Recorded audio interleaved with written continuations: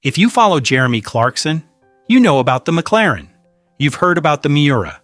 The Range Rover with 85,000 miles on it is basically a character in his life story at this point. But Clarkson owns somewhere around 28 or more vehicles, and the internet knows about maybe 8 of them.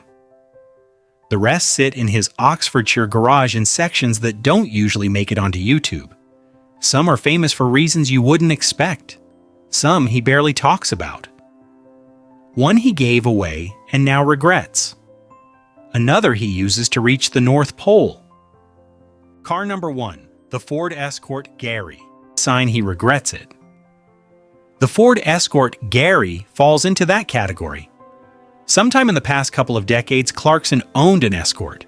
Not just any Escort, one of only 3 ever built in a specific configuration. He named it Gary, and then he gave it away. That decision has aged badly. The car has shown up in collector markets since. Its current value is somewhere north of £80,000. Not a fortune by his standards, but enough that giving it away registers as the kind of decision you make once and then spend years thinking about. He rarely mentions Gary now. Car number 2, the Volvo XC90 the Invincible. XC90 and drove it across Africa. Not a special spec, not a modified version, a regular family SUV. They named it the Invincible because it refused to stop. Most presenters would have returned the vehicle after filming. Clarkson kept it. He still drives it decades later. It's become one of those cars that represents something specific about him.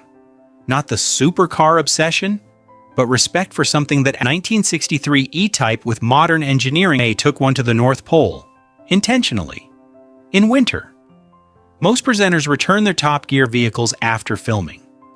Clarkson kept the Land Cruiser and actually uses it, drives it on his farm, takes it out when he needs something that won't stop.